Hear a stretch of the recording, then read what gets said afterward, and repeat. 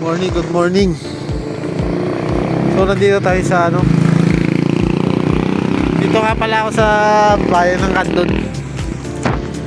Samahan niyo ako mangharang. So yun na nga, naghanap kami ng kalaban dito.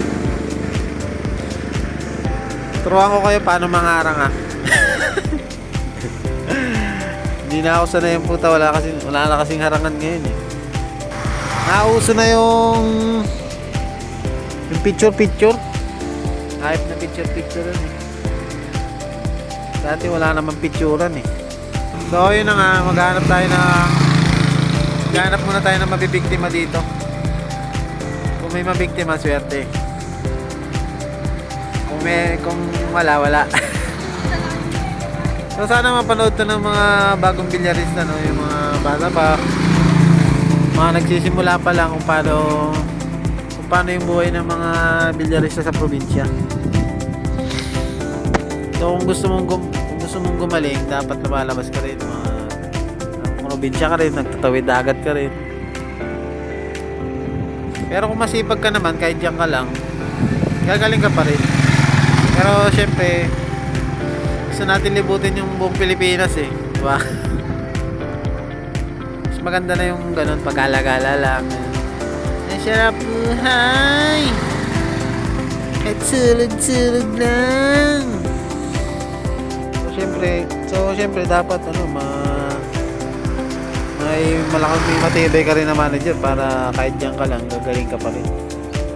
Tulad nila Benok, nila AJ Manas, ganun. Mga bata pa yun, kaswerte yan sa manager. Siyempre sipag na rin nila. Pag gumaling ka ng gumaling, may scout ka talaga. Problema naman sa akin nun, ayoko kasi magpa YouTube, magpa video. So tara, balita ko na lang kayo pag may mga kalaban na. Ikot-ikot muna kami dito. Dito sa meron sa Kandon. Tapos pupunta rin tayo ng Bigan. Abangan nyo. At napalaro na tayo dyan. Shoutout sa nakalaro ko, batang yun. Si Sanglay ba yan? Sanglaw. So shoutout sa iyo, iho. So ang partida pala nito 45-75. Tapos maliit lang po sa niya, mga 1 man lang ganun. Race 3. So yun, inaalay-alalay lang natin. Pero magaling na rin yung tira, malakas ang paketing, bata pa eh. So ayun, so nalagay nga kami sa panalo sa kanya. At nag-ikot-ikot na naman ulit tayo kung saan mapadpad, no. So ayun, so konting tips lang sa mga bagong player, mga batang player ngayon, lalo na sa mga probinsya.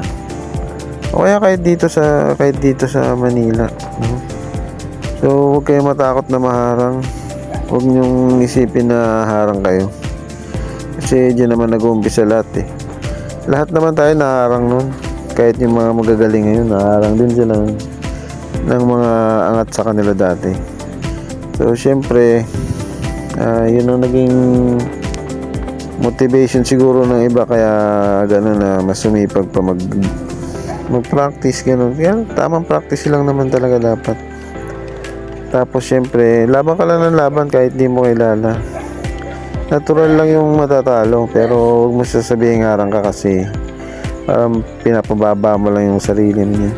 So yun na nga, kung gusto mo talagang gumaling, no, araw-araw ka lang practice. Tapos siyempre laban ka lang ng laban kung sino mga pwede mo makalaban dyan sa inyo, ganun.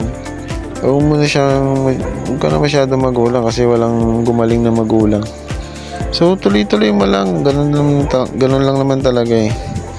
Huwag ka lang magmamadali, kasi pag nagmadali ka, madapa ka na. So ngayon, kung gusto mong gumaling talaga, number 1 para sa akin, no? Kasi habang nag-uumpisa ka, huwag ka maglalaro para sa pera. Kasi pag naglaro ka para sa pera, walang mangyayari sa'yo, kasi puro panggugulang lang may isip mo niya, no? So aim mo muna magpagaling para lagi ka nakapokus sa laro, no? So kasunod din naman yun yung pera eh. Susunod din naman yun.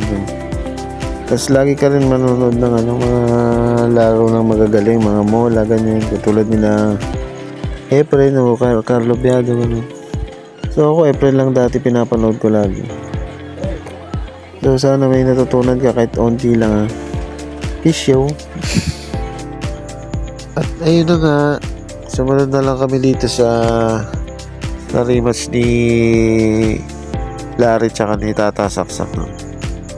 Kasi wala na kami maikutan ng mga kasama ko, eh.